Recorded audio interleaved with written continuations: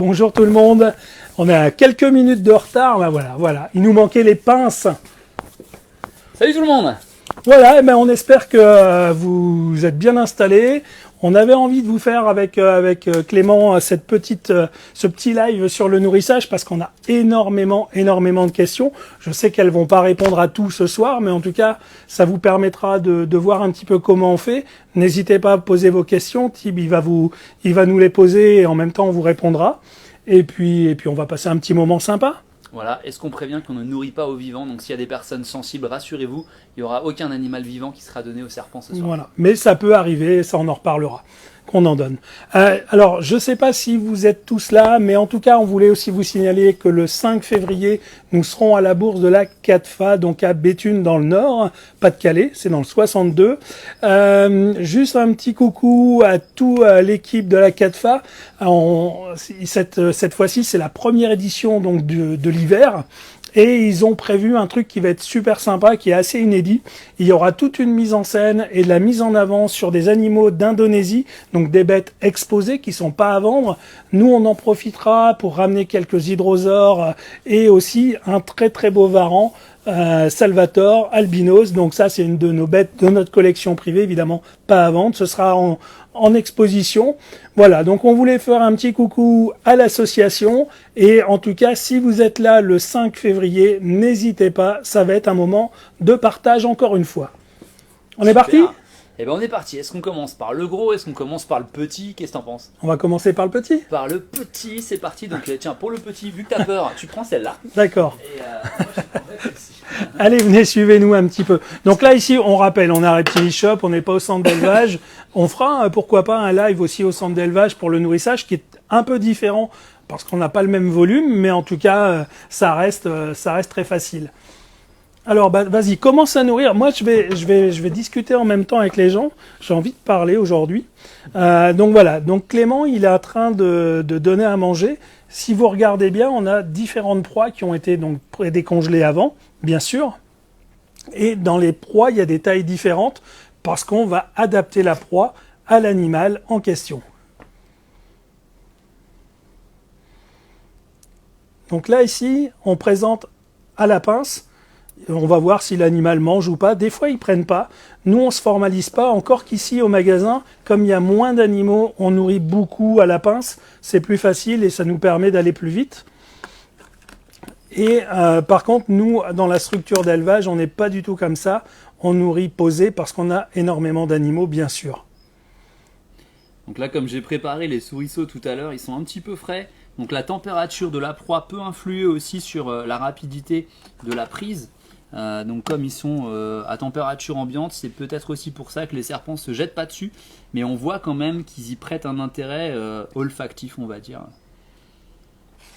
Parce que les serpents vont réagir aux proies de deux manières. Vous avez effectivement à la chaleur et à l'odeur, et là donc la chaleur n'y est pas, mais par contre l'odeur du rongeur y est, et ça c'est important. Ah, ils veulent pas, hein. Tu vois, le live c'est... Ils sont timides, manger devant la caméra. Ah, regarde, en attendant, là ici ils ont pris. Alors ça c'est vraiment intéressant ce qu'a fait Clément et ça me permet de rebondir sur une question. On nous pose souvent, est-ce qu'on peut mettre 2 serpents des blés ou plusieurs serpents non ophiophages dans le même terrarium? Donc souvent nous la réponse est oui. Après il peut y avoir quelques variantes en fonction des espèces et des sexes, mais la seule donc précaution c'est de sortir un des 2 serpents, ou voire les 2, dans une boîte pour les nourrir séparément. Donc là, par exemple, la boîte qui est en train de montrer donc Clément ou celle précédemment, eh ben, c'est exactement ce qu'il a fait. Il a sorti un des 2 serpents pour les avoir de manière individuelle et éviter ce qu'on appelle du cannibalisme involontaire, hein, puisque c'est pas une espèce ophiophage, les serpents des blés. Et ici, hop, je vais bien le remettre. Ici, elle est partie, elle a mangé. Elle est en train... Je ne sais pas si on le voit, peut-être comme ça, un peu plus. Elle a quasiment fini, c'est très rapide. Là, ici, la première, qui n'avait pas voulu taper à la pince, est en train de manger également. Et ça, c'est intéressant, parce que nous, c'est ce qu'on dit toujours. Il y a beaucoup de gens qui veulent nourrir à la pince ou dans les boîtes à part. Ça se fait, mais des fois, il peut se passer que le serpent ne veuille pas manger à la pince. Il ne faut pas hésiter à déposer. De toute façon, la proie ne risque rien. Le serpent, puisque ça, c'est une question qu'on nous pose aussi pas mal, c'est que est-ce que c'est grave s'il ingère des copeaux? Non, s'ils sont des copeaux souples, faits pour les reptiles, il n'y a aucun problème. Déjà, ils vont pas en avoir beaucoup. Là, il est déjà en train de le prendre, là aussi. Vous voyez, donc, il tape pas spécialement à la pince, mais il mange. Et là, vous voyez, le petit copeau qui est là, surtout, même s'il l'ingère, il n'y a aucun problème à ça. C'est vraiment quelque chose sur lequel je veux insister parce que c'est vraiment une question récurrente qui peut faire peur et je le comprends. Je dirais, nous, ça nous inquiète plus parce que ça fait des années et des années.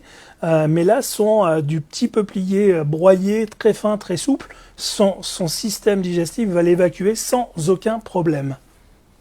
Ça, c'est vraiment une question qui est importante et sur laquelle on peut vous répondre. Alors, petite question, vous nourrissez tous les serpents à un jour précis ou pas? Alors, non, pas obligatoirement. Ici, au magasin, oui. Pourquoi?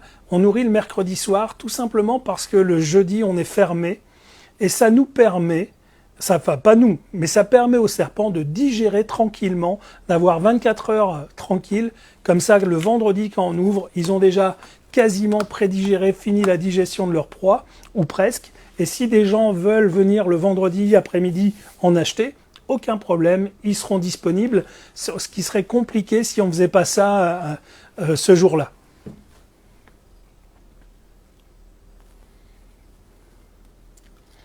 Salut Anthony. Aura-t-on le droit à du Pity Office Loadingy? Alors je ne sais plus si on a encore un Loadingy ici. Non, on n'a plus de Loadingy, je crois que le dernier est parti cette semaine, mais on a un Mugitus, c'est ça? Ah ben oui, on a un Mugitus, donc on pourra nourrir le Mugitus sans aucun problème. La taille des proies, là, comment est-ce qu'on habitue? Je peux peut-être leur expliquer. Alors, oui, au niveau de la taille des proies, évidemment, la taille des proies va être variable en fonction de la taille des serpents. C'est pour ça que, en fonction du diamètre, on va adapter une proie plus ou moins grosse, en sachant qu'un serpent peut manger jusqu'à 1,5 fois son diamètre de corps. Alors après, des boïdés peuvent manger beaucoup plus gros, mais là, on est sur de la petite couleuvre, donc on est à peu près sur cette taille-là de proie.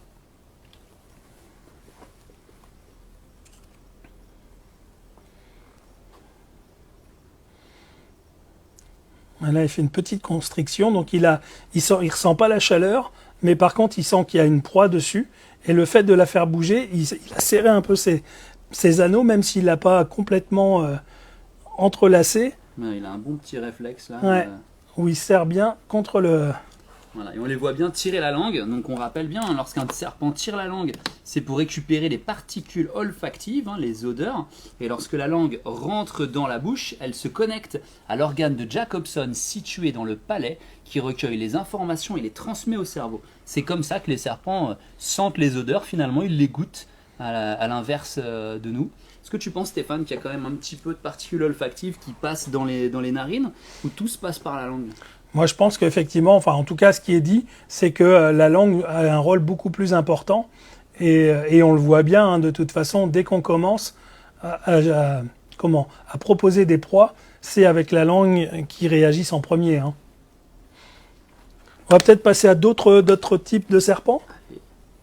On va passer donc... Ici, on a quelques Lampropeltis. On a aussi une très belle Elafshenki. Hein, donc là, c'est juste pour vous montrer des tailles de proies différentes. Donc là, ici, un petit Pyromélana. Hein, tu l'avais montré en story il n'y a pas longtemps en plus. Ouais, c'était le mâle que j'avais montré. Là, c'est la femelle. Ah, d'accord. Un poil plus gros. Voilà, donc... Alors, est-ce que vous avez beaucoup de pertes en proie pour les animaux qui ne mangent pas? Alors non, parce qu'on décongèle toujours un petit peu moins de proies que de serpents. Et de ce fait-là, après, on ajuste justement ce qui reste. Au niveau de la décongélation, d'ailleurs, c'est une question intéressante. Il y a plusieurs méthodes. Soit on peut laisser chauffer quand ce sont des petits souriceaux, sous une petite ampoule sur un petit tapis, ça en prend quelques minutes, les proies restent chaudes. Et on peut également décongeler à l'eau chaude. Alors pas l'eau bouillante, parce que l'eau bouillante c'est vraiment quelque chose qui est pas bon pour les proies, mais l'eau chaude. Et là, en fonction de la taille des proies, on va mettre 2, 3, 5 minutes pour décongeler. Bon, bah la Shrinky, c'est raté. Habituellement, elle mange avec férocité, là, c'est dommage. Lui, il mange bien, lui. Voilà, un petit Lampropeltis alterna Lampropeltis. Hueco Mountains. Alors lui, Mais je pense qu'il est en mu, non? il est un peu terne. Il me semble qu'il est en mu. On va voir ce que ça donne. Alors, en règle générale, les serpents qui sont en mu, en tout cas lorsqu'ils ont bien les yeux gris, bleutés, ne mangent pas et il faut pas, c'est pas la peine d'insister parce que ils peuvent se passer d'un repas sans aucun problème. Bien vu. Donc là, il n'est pas du tout bleuté ou quoi que ce soit, il est légèrement terne. Ouais, il C'est est vrai que terne, c'est un donc début de- soit il est en début, soit oui, il est en début de mu. Bon, là en tout cas, ça va pas décevoir. Et l'Avdion, attention. T'es prêt, Thibaut? Madame, qu'est-ce que... Mais non, tu vois, aujourd'hui c'est live, alors je ne veux pas manger. Je veux vous faire un petit peu, voilà. Donc là, pareil, Clément, il est en train de jouer un petit peu à titiller le serpent pour qu'il ait un petit peu un réflexe de constriction. Donc vous voyez exactement ce que fait le serpent. On peut ou ne pas le faire, ça dépend du temps qu'on a et de ce qu'on veut passer avec son animal, mais en tout cas, c'est toujours sympa et ça permet de voir que l'animal va bien. Oh, puis ça leur fait faire un petit peu de sport. Alors, Oreocryptophis, Stéphane, des serpents adaptés aux faibles consommations d'énergie. Ouais, en ce moment, on en parle beaucoup.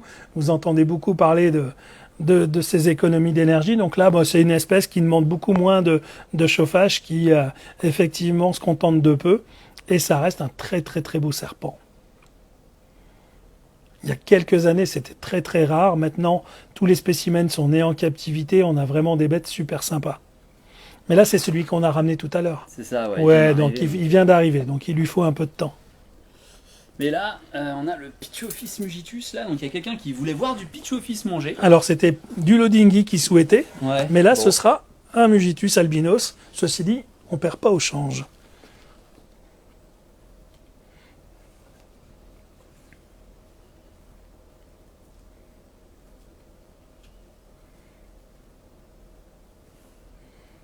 Bon, lui, habituellement, je lui pose. Hein. C'est pas le mangeur le plus... C'est pas le plus rapide Non. de la Terre. Bah, c'est pas grave, on va passer à autre chose pour montrer un petit peu Alors, Léla Félena, là, ça peut être marrant, ça. si elle veut bien manger. Ouais. Mais c'est marrant parce que vous voyez, on parle un petit peu de sensibilité sur les animaux. Là, c'est des bêtes qui ont l'habitude le soir d'être nourries comme ça, qui mangent très bien. Là, on a bouleversé un petit peu leurs habitudes parce qu'on est à plusieurs, on est en train de filmer, donc ils ressentent évidemment la présence de tout ce monde. Et sur certains spécimens, pas sur tous, eh ben ça joue. Bon là, Là, j'ai la pince qui est bloquée, alors. Donc, il suffit juste de tirer tout doucement. Voilà, parce que quand les serpents, en fait, sont en train de manger, lorsqu'ils ont la proie dans la bouche, en règle générale, c'est trop important pour eux. Ils abandonnent un petit peu leur vigilance sur ce qui les entoure, ce qui nous permet d'avoir voilà, un serpent qui mange dans votre main. Alors je dis pas que tous les serpents vont faire ça, mais pour beaucoup, voilà, quand ils ont attrapé une proie, vous pouvez les toucher un petit peu, ils vont pas lâcher la proie pour vous mordre ou quoi que ce soit, ils sont trop occupés à manger. Donc là, on a vraiment la chance de pouvoir observer ce petit serpent bijou, hein, Stéphane, le nom ouais, vernaculaire, c'est ça complètement. manger c'est- dans la main. Là.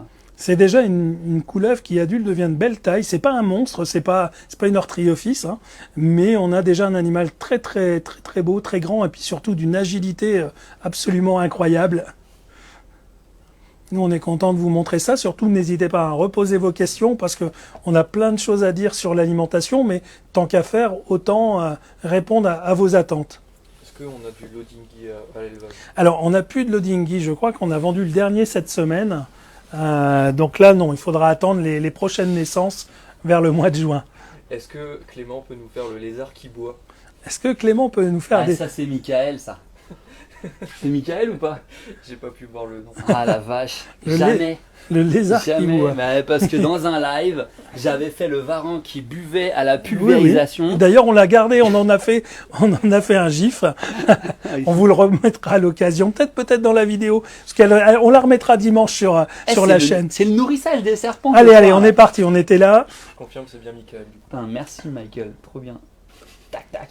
Ouais, super, ouais. Alors ça, souvent les Lampropeltis, hein, eux, ils font tête baissée et ils regardent après seulement s'ils ont bien attrapé la bonne proie et s'ils l'ont attrapé tout court. Hein. Voilà, donc ça c'est mon truc, moi j'aime bien faire bouger un petit peu la proie une fois qu'ils l'ont attrapé, parce que j'aime voir des belles constrictions. Donc ça ne change rien à la prise alimentaire de l'animal. C'est juste pour le principe de voir un beau comportement. Mais là, on est sur un animal qui a tout à fait compris que sa proie était complètement inerte et qu'il n'avait pas besoin de faire de constriction. Donc il y va. Comme quoi, ils sont pas si bêtes quand même. Oh non, ils sont pas si bêtes. Alors, la plupart du temps, d'ailleurs, instinctivement, même quand on pose la proie, ils vont manger, ils vont commencer par la tête de l'animal, tout simplement pour une question de dynamisme, d'aérodynamisme, puisque la proie, évidemment, la tête est plus fine. Mais des fois, ils s'y prennent très mal. Et d'ailleurs, avant de nourrir ici, le petit alternat qui n'a pas voulu prendre à la pince, je ne sais pas si on va le voir parce qu'il y a les reflets. Si on le voit quand même, et lui il a commencé par l'arrière, c'est-à-dire qu'il a pris sa proie en sens inverse. Et là, ça va vraiment limiter un petit peu sa progression, mais ça ne va pas l'empêcher de manger le souriceau. Alors on poursuit avec l'Ampropeltis triangulum hondurensis. Ouais. Donc là... Alors quels sont les signes qui peuvent aider à savoir quand est-ce qu'il faut changer la taille de la proie? Alors, tout simplement, c'est pas une question évidente, évidemment. C'est à partir du moment où la proie est mangée très rapidement et qu'on ne voit rien au niveau du corps du serpent, c'est peut-être qu'on a donné une proie un petit peu trop juste, ou alors qu'il est temps de passer à une taille supérieure. Vous voyez, si on regarde notre petite Helena, on voit bien la proie, elle est bien, le serpent est bien boudinant, et on voit... Ah ouais, c'est ça. Et on voit bien donc que la proie est de taille suffisante. Il ne faut pas prendre beaucoup plus gros pour lui. Par contre, à mon avis, il y a d'autres animaux qu'on a nourris ou qu'on va nourrir où on va être tout juste. Et là, il est temps de passer au-dessus, en taille de proie supérieure. Et lui mange opposé. Hein. Tu peux en parler de ça. Donc après, c'est ce qu'on disait, il y a des bêtes qui vont manger des proies posées, ils ne vont pas vouloir à la pince. La pince, c'est pas l'instrument absolu. Nous, d'ailleurs, c'est ce que je disais, à l'élevage, on a actuellement, je crois, 1500 couleuvres encore de disponibles. Et évidemment, on ne peut pas nourrir à la pince chaque individu. Donc, le soigneur va donner les souriceaux. Et le lendemain matin, donc on les donne en fin de journée, et le lendemain matin, on va pointer, on va vérifier tous ceux qui ont mangé, ceux qui n'ont pas mangé.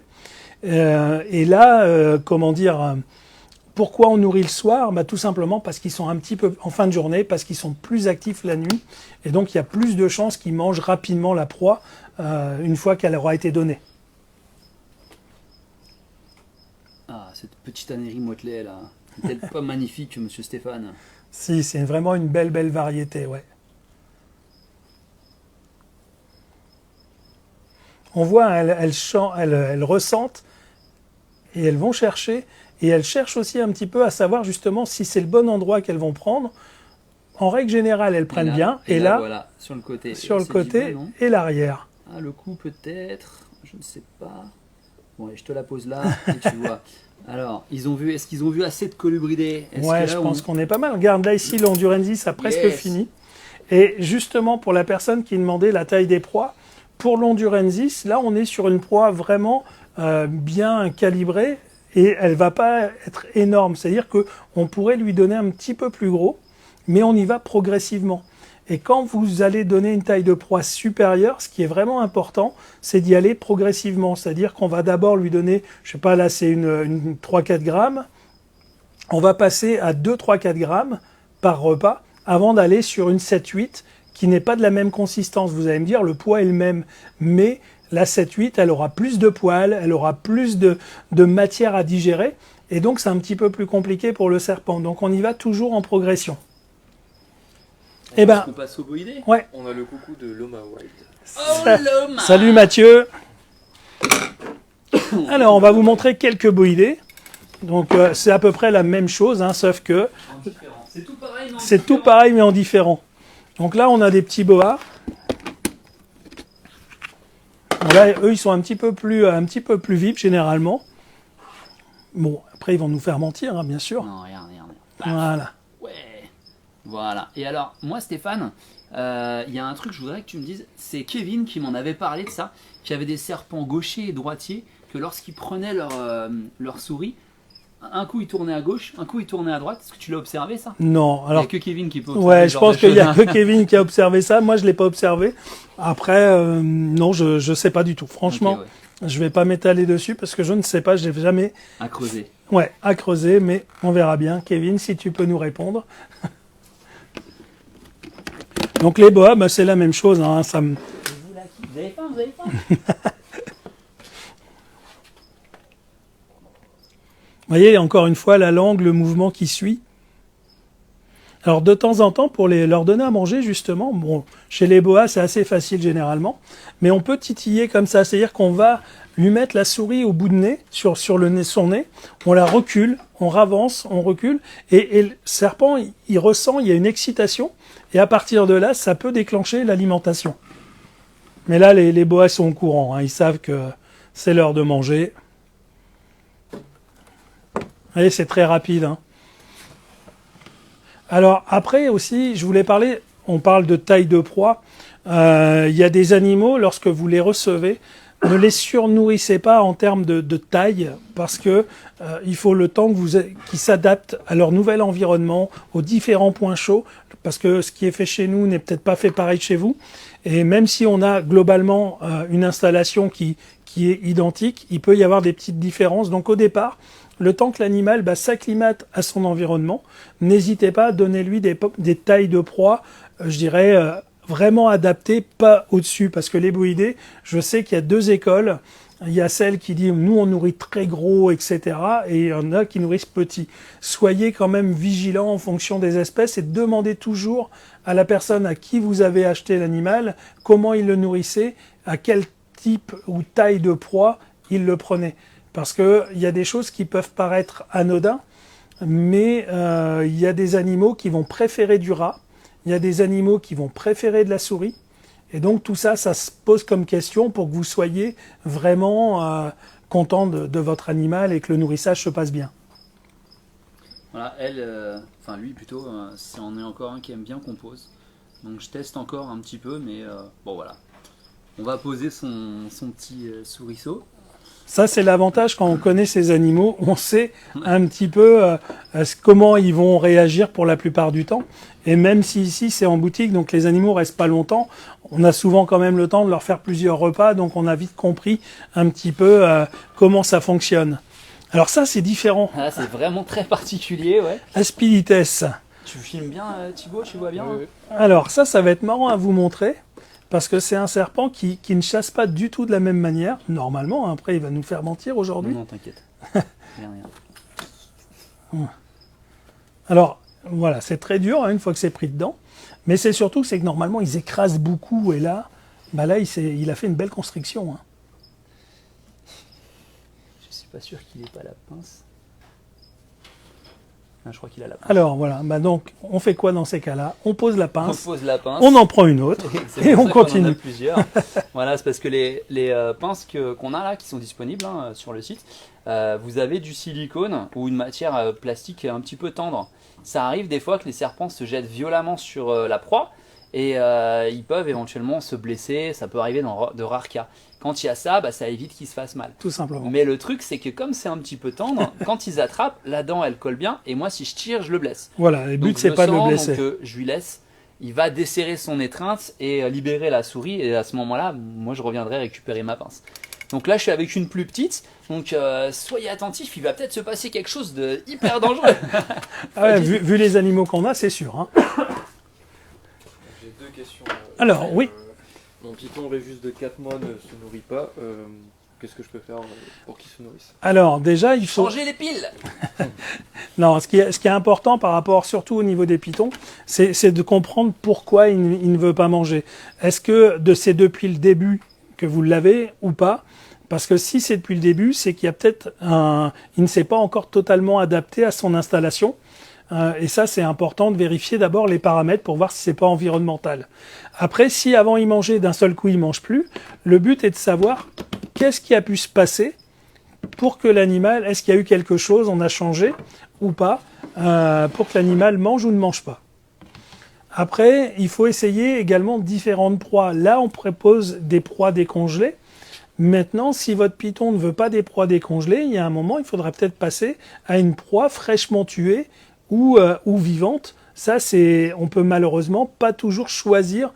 On essaye de donner des proies décongelées pour plein de raisons, éthiques, pratiques, etc. Mais c'est pas toujours possible. Des fois, il faut passer par la case vivant et essayer régulièrement de passer à des proies décongelées.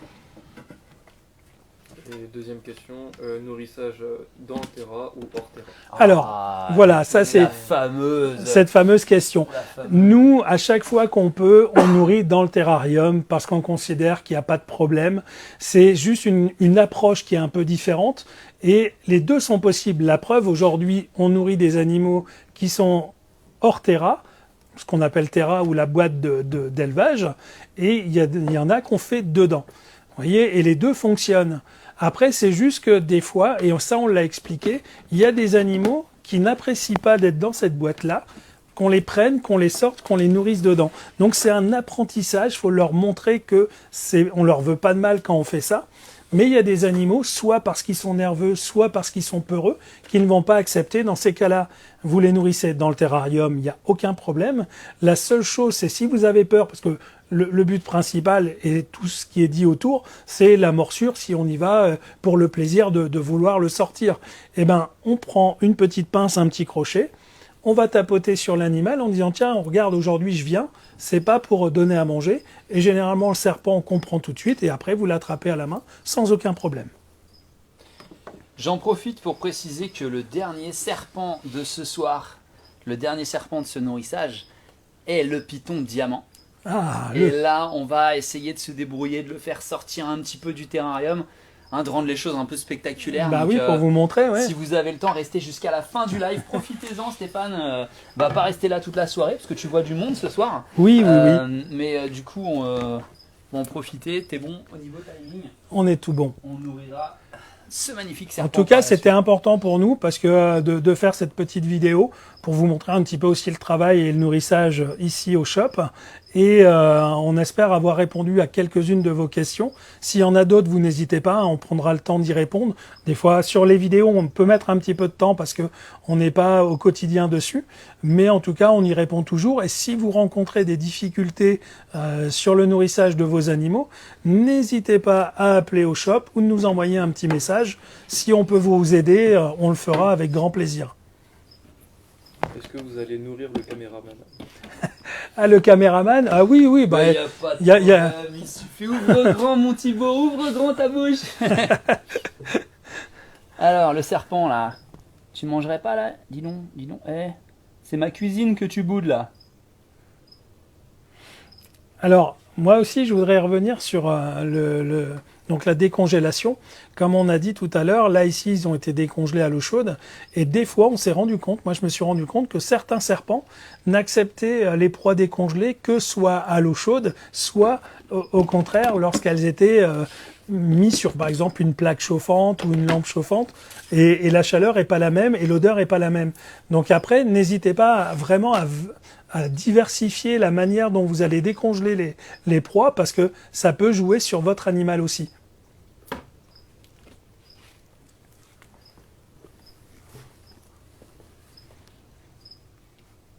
C'est plutôt pas mal. Hein, ça mange bien les pitons réjus.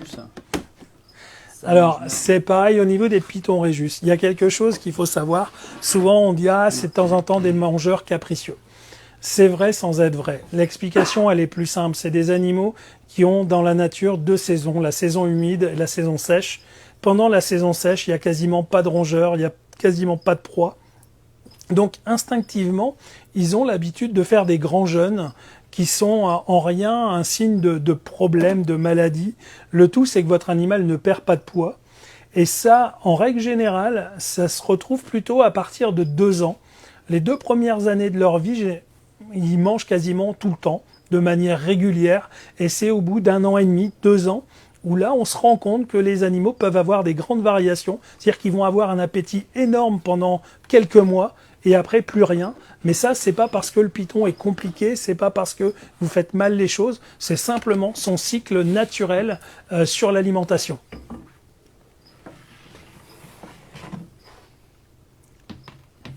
Alors,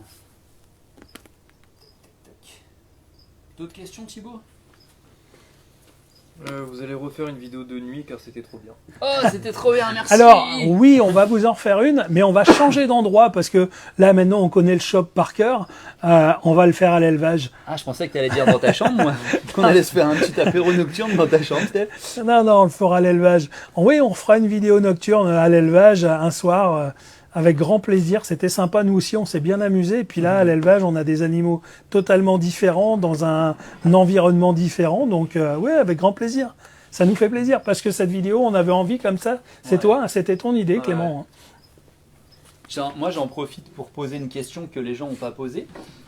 Quelqu'un qui possède une petite couleuvre, un boa ou un python, Stéphane, il le nourrit avec des souris. Est-ce Ouais. que ça vaut le coup de donner du poussin, du rat, de la caille, de changer complètement l'alimentation pour varier, pour faire plus naturel? Alors moi je suis pas un accro du changement au niveau des proies parce qu'en fin de compte il y a tout dedans. C'est si l'animal commence à refuser de manger, là par contre on va chercher à lui redonner de l'intérêt. Et là, effectivement, on peut essayer une bête qui mangeait de la souris, on peut essayer un rat, on peut essayer de la caille, du poussin, en sachant que les poussins sont pas très nourrissants parce que c'est des poussins d'un jour, donc ils sont, voilà, ça reste quand même limité. Mais on peut dans ces cas-là changer. Autrement, moi je le fais pas parce qu'il y a tout dans les proies et que ça se passe très très bien.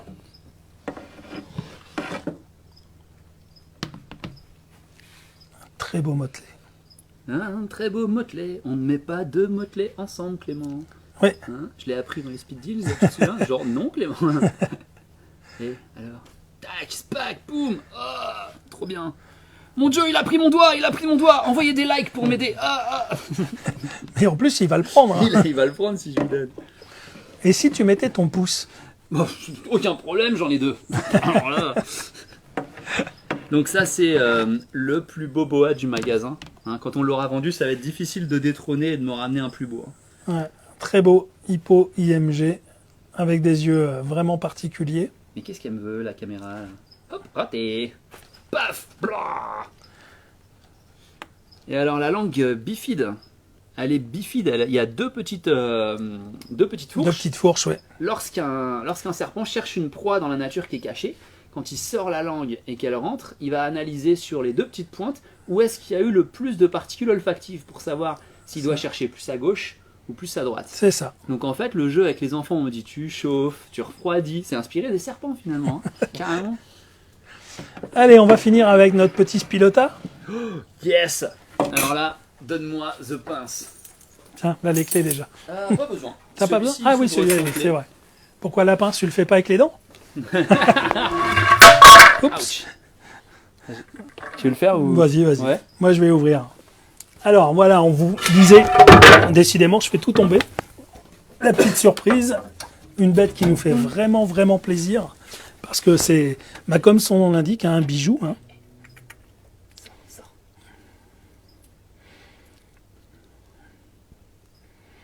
Et il a bien senti, là il part. Donc là, je laisse des traces olfactives au sol pour que le serpent se dise ok, je suis dans le bon sens, je suis là où il faut. Vous pouvez tout à fait faire manger vos serpents en dehors du terrarium pour changer un petit peu. Paf, ça y est. Vous avez vu la détente un petit peu? Donc là, on peut le travailler un petit peu pour lui dire vas-y, travaille, boss, il est pas mort, mets tout ce que t'as. Et donc finalement, on dit souvent que ces serpents étouffent leur proie. Et ça va même plus loin parce qu'ils ont la capacité à couper la circulation sanguine. C'est ça, ouais. Donc c'est une mort qui est très rapide parce que l'animal tombe dans les pommes avant de suffoquer et d'avoir un arrêt cardiaque. Donc finalement, c'est une mort douce. Non, j'irai pas jusque là, mais c'est quand même assez fou. Donc je vous disais tout à l'heure, hein, lorsqu'un serpent a un rat, sa capacité de réaction est un peu diminuée. Oui, il ignore un peu ce que je vais lui faire et il va manger son petit rat comme ça, quoi. Trop bien. Voilà, et ben écoutez, Conclusion. une petite conclusion. Ouais, bon, on va le laisser manger, on va regarder, on va filmer en même temps un petit peu l'évolution. On espère que ça vous a plu, ce petit mini format de vidéo, de petit live. On en fera d'autres, on a plein de thèmes à vous donner. Un petit rappel, donc c'est la bourse donc de Béthune qui aura lieu le 5 février. On y sera présent, il y aura du beau monde, il y aura Reptile System, il y aura Loma Wide par rapport à sa chaîne YouTube. Vous verrez, il est sympa tout comme tout, Mathieu. Ouais, le nœud papillon du Monsieur Pas-de-Calais. Nœud Papillon du Pas-de-Calais. Et puis, évidemment, toute l'exposition indonésienne. Je vous dis, on va vous ramener des beaux animaux, on va vous les montrer. Ce sera l'occasion de partager un petit peu aussi des bêtes de notre collection. Donc, c'est des animaux qui seront pas à vendre, mais au moins vous pourrez les voir en vrai. Et puis, on répondra évidemment avec toutes votre questions à Clément, Thibaut, Anne-Laure et peut-être d'autres personnes. Et tu seras en tenue traditionnelle indonésienne également. Exactement, Stéphane. Ouais, exactement. avec des dorures et tout ça. Ouais, je vois où tu veux venir. Voilà, écoutez, sur ce, on vous souhaite une bonne soirée et on vous dit à très bientôt.